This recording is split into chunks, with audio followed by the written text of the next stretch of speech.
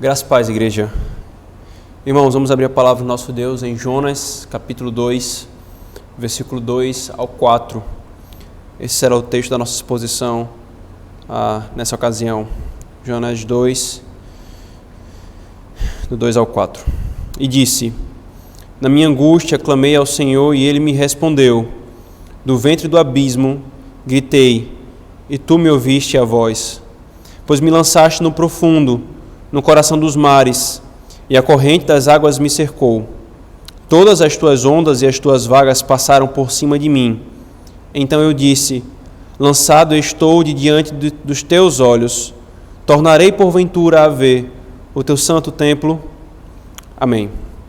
Vamos orar, irmãos, pedindo a bênção do Senhor.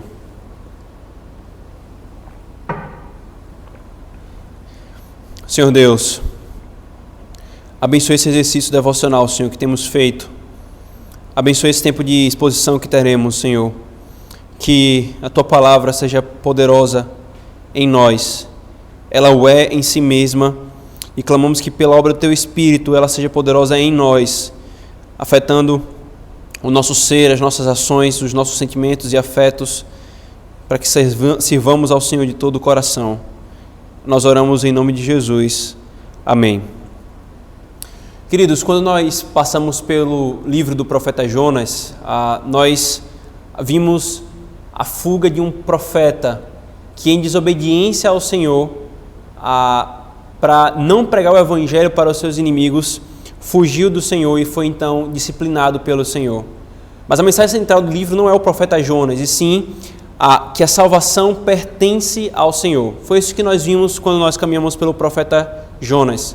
Nós vimos também, irmãos, especificamente no capítulo 2, capítulo 1 e capítulo 2, que o caminho da desobediência é um caminho de declínio. E nesse sentido, o caminho da desobediência de Jonas levou até o fundo da barriga de um grande peixe no fundo do mar, sendo disciplinado pelo Senhor. Ele queria fugir da presença do Senhor. O texto nos começa dizendo, irmãos, que Deus disse para Jonas: Jonas, dispõe-te. E o texto continua mostrando que Jonas dispôs-se, mas para fugir da presença do Senhor. Todo o capítulo, irmãos, repete 3 vezes essa informação. Jonas fugia da presença do Senhor. Ele estava deliberadamente e claramente fugindo do Senhor. A ideia aqui, irmãos, de fugir do Senhor está ligada intimamente à terra de Israel, onde estava o templo do Senhor, que simbolizava a presença do Senhor. Nós sabemos, irmãos, que Deus ele não está limitado a um espaço, limitado a uma geografia, a uma terra, que Ele é onipresente e Ele está em todos os lugares. O apóstolo Paulo nos diz isso em Atos capítulo 17, nos dizendo que nele nós nos movemos e existimos, e como foi dito pelo próprio rei Salomão, por ocasião da inauguração do templo de Jerusalém, Deus não pode ser contido por nada, Ele não está limitado a um local. Porém, irmãos, o que o texto estava nos ensinando naquela ocasião, e nós retornaremos a ele novamente, como eu falei que nós faríamos no domingo passado, e esse domingo, voltando a alguns textos que foram expostos nos profetas, o que o Senhor estava nos fazendo ao nos associar à terra prometida, ao tabernáculo, ao templo e ao que está sendo posto aqui em Jonas, queridos, é exatamente o símbolo da presença do Senhor, o templo, e especificamente o culto no templo. Não é o templo pelo templo, mas o que estava no templo e o que era feito no templo. É exatamente nesse sentido, irmãos, que nós podemos chamar a essa presença específica associada a essas coisas, que o ensino que o Senhor estava querendo nos passar por isso, associava não a presença dele geral, pela sua onipresença, mas a sua presença especial ou a sua presença pactual. Por isso, irmãos, a doutrina que nós meditaremos a partir do que foi exposto em Gênesis e nesse texto será o anseio pela presença especial do Senhor. O anseio pela presença especial do Senhor. Como eu dizia, irmãos, o Senhor, Ele faz distinção sim entre a sua presença geral, da qual todos os homens estão diante dela, todos os homens estão diante da face de Deus, e a sua presença especial, ou presença favorável, Sobre essa presença geral, irmãos, o autor dos Hebreus nos diz, por exemplo, em Hebreus 4,13, que não há criatura que não seja manifesta na sua presença. todas as coisas estão descobertas e patentes aos olhos daquele a quem temos de prestar contas. E para que não haja dúvida, irmãos, o Senhor nos deu o Salmo 139. O Salmo 139 exalta exatamente a onipresença e a onisciência do Senhor. Não tem para onde fugir dele na criação. Ele está em todos os lugares. Porém, irmãos, esse mesmo Deus, a fim de revelar o seu evangelho e um aspecto importantíssimo desse evangelho, ele nos ensinou uma verdade preciosa, como a realidade da presença especial para com o seu povo. O Jardim do Éden, irmãos, por exemplo, apontava para essa realidade. O Éden era símbolo da comunhão continuada e especial entre o homem e Deus. E essa revelação continua, passando para o tabernáculo, posteriormente passando para o templo, até culminar e apontar para aquele que efetivamente é a própria presença de Deus com o seu povo, que é Cristo, e o Espírito que procede do Pai e do Filho e neles habitam. Portanto, irmãos, pontualmente eu usarei nessa exposição uma obra do pastor Rodrigo Broto, um pastor presbiteriano brasileiro, o qual eu tive o privilégio de, como editor da Naderi Reformati Publicações, publicar um livro fantástico que eu recomendo aos irmãos e inclusive já foi recomendado no grupo da nossa igreja, a leitura, que é o exílio do coronavírus, quando Deus tirou o culto da sua igreja. E ele fala uma coisa aqui interessante, irmãos, acerca da presença especial. Ele diz: nem todos em Israel moravam em Sião, mas mesmo assim a aproximação de Javé de forma especial se dava em Jerusalém, nos átrios dele, na casa dele, no santo templo dele. Ficar sem essa aproximação, Broto diz, era pior do que a morte para o israelita. Mesmo os que não moravam em Jerusalém podiam desfrutar dessa aproximação 3 vezes por ano, conforme é registrado em Êxodo 23:17. No Santo Templo, e como veremos logo mais, uma vez por semana, o povo de Deus ele se encontra especialmente com o Senhor. Especialmente com o Senhor. Tudo isso, irmãos, como eu falei, apontava para a presença do nosso Senhor Jesus Cristo e posteriormente do seu Espírito como seu substituto perfeito nessa dispensação. Todo esse conceito, irmãos, da presença especial de Deus depois da obra de Cristo na nova aliança do Pacto da Graça é exatamente transferido para o culto. Os irmãos já cansaram de ver, todas as vezes que eu enfatizei para os irmãos, inclusive a partir de Jonas e mais ainda em Ageu, que na nova aliança do Pacto da Graça você não está preso a coisas externas, a um templo como foi na antiga aliança. Isso não ficou preso mais a uma estrutura de um prédio, mas a uma ocasião. A presença especial do Senhor, simbolizada no tabernáculo, depois no templo, foi passada para o culto no contexto da nova aliança. Dessa forma, irmãos, Deus não se faz especialmente presente, ou seja, com a presença especial, mas em um local específico, para que seja um símbolo disso. Mas ele se faz especialmente presencial, com a presença especial, numa ocasião específica. A Santa Assembleia, a Assembleia solene no dia do Senhor. No Novo Testamento, irmãos, ele diz sobre o culto coisas fantásticas. No Novo Testamento, Cristo nos fala em Mateus 18:20, ele prometeu que estaria conosco nessas ocasiões. Se 2 ou 3 estiverem reunidos em o meu nome, ali eu estarei. E ele está falando exatamente no contexto eclesiológico, especificamente no contexto de tribunal de presbíteros, que o que os presbíteros fizerem, sendo oficiais legítimos de Cristo, terá sido feito no céu. Mas o ponto é a promessa dele de estar com o seu povo. Ainda, irmãos, no culto, o autor aos Hebreus nos diz em Hebreus 2:12, Cristo prometeu que cantaria com o seu povo. No culto, nos é dito em Hebreus 6:5-6, o Espírito nos faria experimentar os poderes do mundo vindouro. É no culto que nós experimentamos os poderes do mundo vindouro, que o autor aos Hebreus faz referência aqui. É no culto, irmãos, que somos expostos à palavra de Deus, que é o poder de Deus para a nossa salvação. É no culto que nós celebramos e participamos da ceia do Senhor, que nos dá a participação visível dos benefícios de Cristo e comunicação da sua graça.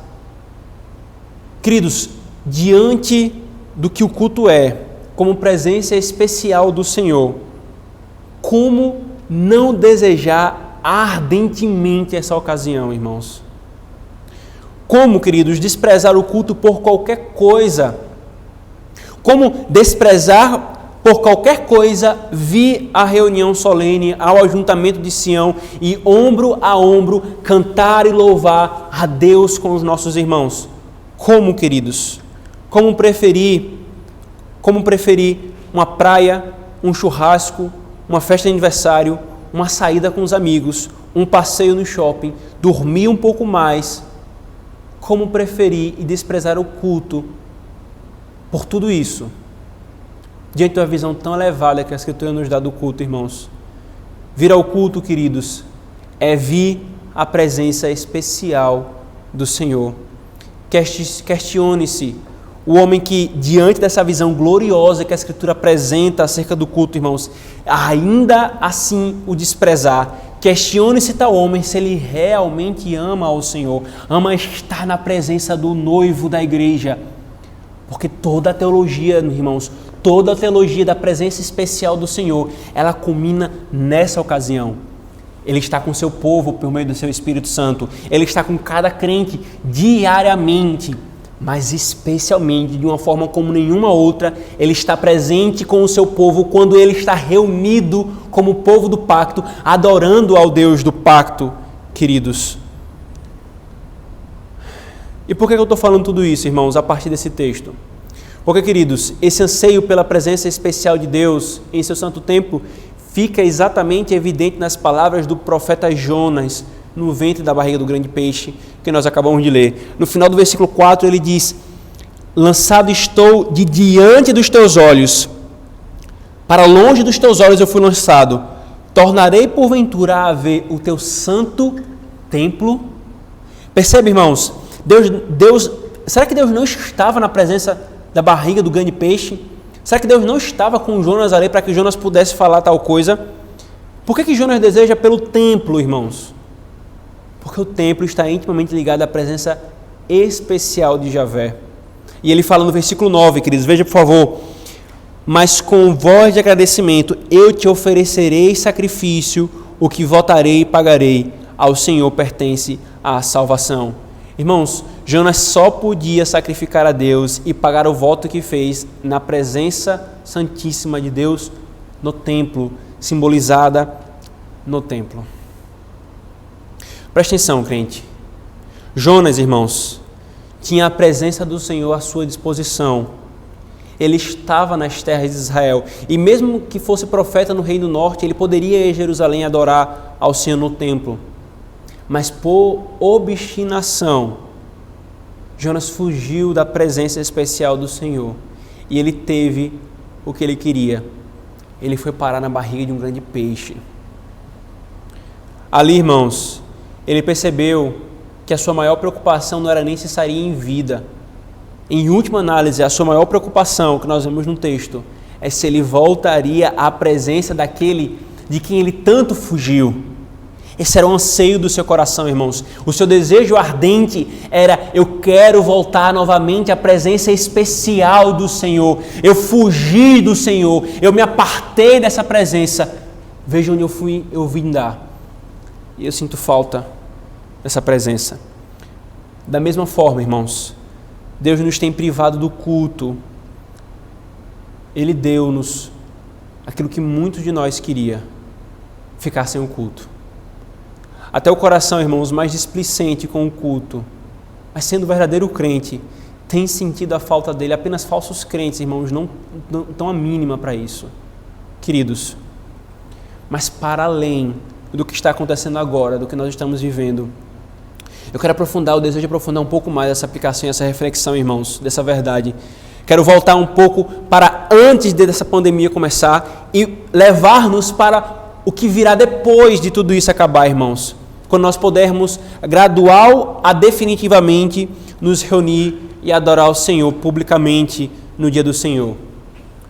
Por isso, irmãos, paremos e pensemos. Pare e pense. E aqui eu adapto as palavras do reverendo Rodrigo Broto. Em todas as vezes que nós faltamos ao culto por razões ilegítimas. É claro que há razões ilegítimas, irmãos. Há coisas que realmente nos impedem que são momentâneas, que são excepcionais, extraordinárias.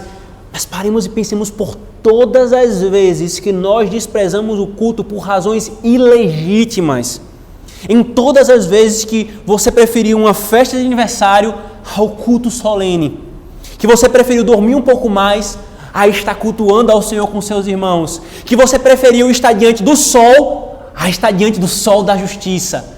Preferiu estar diante do sol na praia a estar diante do sol na justiça, a partir das suas ordenanças, a pregação, a ceia do Senhor, culto. Pare e pense, irmãos. Como agiremos, queridos, daqui para frente? Como agiremos? O Senhor, irmãos, tal qual Jonas, nos disciplinou por fugirmos de sua presença especial. Nós estamos agora na barriga do grande peixe, a barriga do peixe da aflição, da provação, chamada coronavírus, confusão política, crise econômica e tantas outras desgraças que nós temos visto acontecer, irmãos. Estamos sem a presença especial do Senhor, que dói, irmãos, dói tal falta. A questão é, o nosso grito, ou melhor, o nosso gemido tem sido junto com o de Jonas: cansado estou de diante dos teus olhos, tornarei porventura a ver o teu santo templo. Por acaso, irmãos, a nossa alma ela está abatida como a de Davi, cuja alma suspirava como a corça pela presença especial de Deus, quando ele teve que fugir e passar muito tempo sem cultuar o Senhor no templo, porque estava sendo perseguido por Absalão. Veja o que ele fala, irmãos, o gemido de Davi: a minha alma tem sede de Deus, do Deus vivo. Quando irei e me verei perante a face de Deus? As minhas lágrimas têm sido o meu alimento dia e noite, enquanto me dizem continuamente: o teu Deus onde está? Lembro-me destas coisas, e dentro em mim a minha alma se derrama, como passeava eu com a multidão de povo, e os guiava em procissão à casa de Deus, entre gritos de alegria e louvor, multidão em festa. Por acaso, irmãos, nós temos ansiado pela presença especial do Senhor, a tal ponto de estarmos insistindo e encorajando a nossa alma com as seguintes ameaças: que a minha mão direita resseque toda, se de Jerusalém eu vier a esquecer. E se eu não me lembrar de ti, que a minha língua se apegue ao meu paladar, se eu a Jerusalém não preferir ao regozijo. Ameaças que o povo de Judá fizeram a si mesmos, por estarem no exílio babilônico, sem o culto ao Senhor. Queridos, desejar a presença especial do Senhor é a marca do povo de Deus.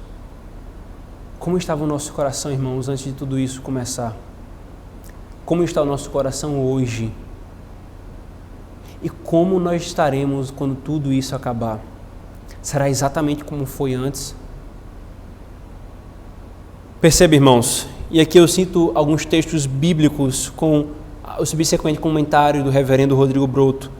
O Salmo 84:10, perceba que esse era o desejo central na alma dos crentes, na alma dos piedosos. Salmo 84:10, pois um dia nos teus átrios vale mais que 1000. Prefiro estar à porta da casa do meu Deus a permanecer nas tendas da perversidade. Será que o desejo do salmista, irmãos, tem sido o desejo do nosso coração? Nunca foi uma questão de formalidade, irmãos, mas é uma questão de prioridade. O salmista está falando: eu prefiro estar à porta como um mendigo da casa do meu Deus, nesse contexto da antiga aliança, do que estar nas tendas prósperas da perversidade. Mas no fundo do coração de muitos, é preferível estar em próspera perversidade do que estar às portas da casa do Senhor. Se o Salmo 84:10 mostra o desejo do salmista, irmãos, do crente, veja o Salmo 87 que mostra o desejo do Senhor. Versículo 1 e 2. Fundada por ele sobre os montes santos, o Senhor ama as portas de Sião mais do que as habitações todas de Jacó. Irmãos, enquanto no salmo anterior nós vemos o desejo do salmista, aqui nós vemos o desejo do próprio Deus por seu culto solene. Ele estabelece o contraste entre as portas de Sião, Jerusalém, onde o templo estava posto e ele era adorado, com todas as habitações de Israel, de Jacó, todas as demais tendas. Comparando então, irmãos, fazendo a diferença entre o culto solene e outras atividades devocionais, como o culto doméstico, por exemplo. Nós não vamos discutir, irmãos, né? O ponto aqui, nós não discutimos de forma alguma a importância e centralidade do culto doméstico em nossas vidas e da devoção privada. Os irmãos sabem da insistência que nós fazemos e que a palavra de Deus nos dá para essas coisas. Mas o ponto aqui, irmãos, é que o Salmo nos deixa claro que para o Senhor não há momento mais sublime do que estar com o seu povo em ajuntamento solene. Se o Senhor deseja tal coisa, não deveríamos nós desejar, irmãos? Não deveríamos nós ter exatamente a ocasião em que nós nos reunimos nesse salão que agora está terrivelmente vazio? Não deveria ser a nossa alegria também reunir-nos para cantar ao Senhor, para ouvir a sua doce palavra, para participarmos da ceia do Senhor e vermos a água sendo derramada sobre a cabeça daqueles que estão se achegando ao Senhor? Salmo 137, 1-4. Às margens dos rios da Babilônia, nós nos assentávamos e chorávamos, lembrando-nos de Sião. Nos salgueiros que lá havia, pendurávamos as nossas harpas. Pois aqueles que nos levaram cativos nos pediam canções, e os nossos opressores que fôssemos alegres, dizendo: entoai-nos algum dos cânticos de Sião. Como, porém, haveríamos de entoar o cântico do Senhor em terra estranha? Era impossível, irmãos. Era impossível para o povo de Deus cultuá-lo solenemente fora de Jerusalém, longe do seu santo templo. Nós, irmãos, não estamos presos a um templo e nós não estamos em terra estranha, estamos na nossa cidade. E mesmo assim, irmãos, nós estamos impedidos de estar na presença especial de Deus em nossas igrejas locais, onde nós cultuamos. Se isso fazia parte, irmãos, ou melhor, se fazia parte do povo na antiga aliança chorar pela ausência disso, muito mais não faria parte para nós, irmãos, povo na nova aliança. Você já chorou por causa dos idosos que faleceram na Itália, ou das pessoas que têm morrido pelo mundo afora? E por causa do próximo domingo, quando não poderemos responder à santa convocação de Deus, você já chorou? A gente briga com unhas e dentes para que haja isolamento, para que haja isolamento relativo, para que a economia, para a saúde. É uma briga, uma confusão. Por acaso no nosso coração há um desejo ardente de que o quanto antes for possível que voltemos a adorar? Irmãos, que não nos acostumemos com a falta do culto, que ansiemos tal presença especial e pactual de Deus mais do que passear livremente no shopping, mais do que fazer qualquer outra coisa que nós estamos sendo impedidos de fazer agora. Que ansiemos, irmãos, cantar ao lado uns dos outros, que quando voltarmos não poupemos mais fôlego para louvar ao Senhor, que não inventemos mais desculpas para acalmar e silenciar e abafar a nossa consciência com relação a essas coisas, que não sejamos displicentes, que não precisemos de um conselho de presbíteros no pé, quase que implorando: crentes, não despreze tal encontro com o nosso Deus. Que loucura, irmãos, que loucura será a nossa, se depois de tudo isso que nós passarmos, esse salão de culto não estiver reunido todas as vezes que houver, não estiver cheio todas as vezes que houver santa convocação. Que loucura, irmãos, será a nossa. Agora, queridos, se com tanta dificuldade, como que uma tonelada em nossas costas, se com tanta dificuldade nós vamos à assembleia na qual nós nos apresentaremos diante da presença especial do Senhor, por que nós nos enganamos de que ansiamos pela eternidade? Ora, irmãos, é no culto, como nós vimos há pouco, é no culto que o Espírito nos faz experimentar as gotas da eternidade. É na ministração das ordenanças do Senhor, a pregação da palavra, não por causa do ministro, mas pela poderosa palavra de Deus, a ceia do Senhor que é exposta, irmãos. É nessas coisas que o Espírito comunica a graça de Cristo a nós, todos os benefícios a nós. Como é que nós podemos nos enganar, irmãos, achando que nós amamos e ansiamos pela eternidade, se nós desprezamos exatamente aquilo que é o experimentar da eternidade. Novamente, irmãos, se nós achamos isso um saco e amamos mais qualquer outra coisa do que o culto, nas oportunidades de culto, preferimos qualquer outra coisa a Ele, que questionemos o nosso coração, irmãos. E novamente, que loucura será nossa, irmãos, se negligenciarmos e não ansiarmos tal presença quando o Senhor nos devolver. É hora, queridos, é hora de sondarmos o nosso coração, irmãos. Representantes pactuais, é hora de pararmos e pensarmos como nós temos conduzido a nossa família no tocante a isso. Como está o nosso coração, irmãos? Temos ansiado pelo culto e pela presença especial do Senhor? Vamos nos arrepender de nossas displicências anteriores e resolutamente dizer: eu e minha casa serviremos ao Senhor daqui para frente? Ainda, jovens de nossa igreja, cuja maioria caminha a caminhada cristã aqui em nossa igreja sem a presença dos seus familiares, porque você foi o único que foi alcançado até então pelo Senhor e sua família. Mesmo que sendo vocês quase da mesma idade que a minha e de um terço do conselho dessa igreja, é nosso papel como pais espirituais instarmos com vocês para que vocês sejam diligentes também nisso, jovens irmãos. Somos sua família em Cristo, seus pais no Senhor, e vamos encorajá-lo enquanto houver fôlego em nós, para que ninguém fique para trás ou deixe de crescer. Não se incomodem com os presbíteros no seu pé.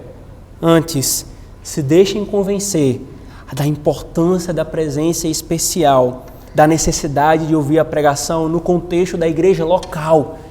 Pregação, irmãos, está à disposição no YouTube. Muitos outros pregadores muito mais renomados que o seu pastor e qualquer outro ministro que venha pregar nesse púlpito estão lá à disposição. Mas é no ambiente da igreja local que Deus estabeleceu o meio ordinário para o crescimento. E queridos, não desprezem isso e nem achem chato quando os presbíteros, nós estivermos encorajando vocês. É notório, irmãos, é notório o crescimento espiritual dos que levam a sério tais encorajamentos.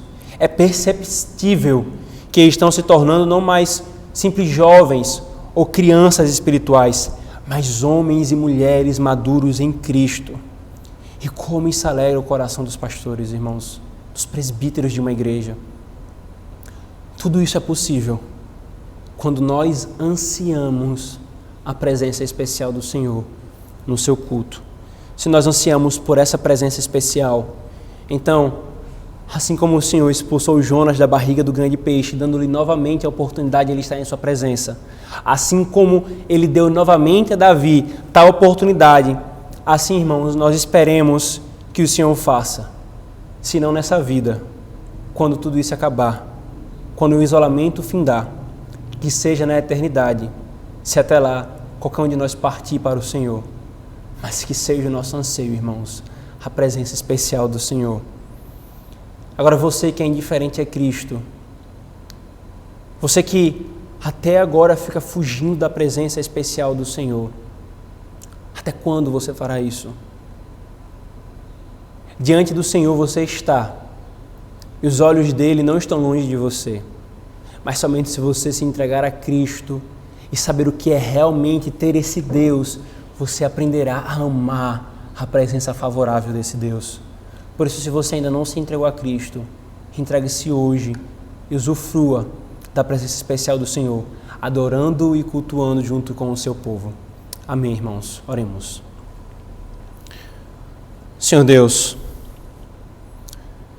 no pó e na cinza, Senhor, nós confessamos a nossa negligência para com o teu culto, Senhor, antes de tudo isso começar. Quantas não foram as vezes, Senhor, que sem motivo realmente lícito e justo, nós preferimos dormir mais, nós preferimos faltar o culto da manhã, nós preferimos ir à praia, preferíamos ir a um shopping, a uma festa de aniversário, a qualquer outra coisa, Senhor, a estar na Tua presença. Quantas não são as vezes, Senhor, que o nosso coração vê como um fardo as ordenanças do Senhor, a pregação e os sacramentos, Pai. Nós pedimos perdão ao Senhor e agora temos sentido com a falta que tais coisas nos dá. que de agora em diante, Senhor, o nosso coração anseie ardentemente tal presença especial e nunca mais troquemos ela por nada, Senhor. Isso só é possível sendo o Teu Espírito operar em nós. Por isso nós clamamos, Senhor, nos faz nos maravilhar cada vez mais com a Tua glória, para que, quando nosso coração for tentado, nós não tenhamos dúvida. É na presença especial do Senhor com os meus irmãos que eu quero estar cultuando e adorando no Teu santo dia. Nós oramos em nome de Jesus. Amém.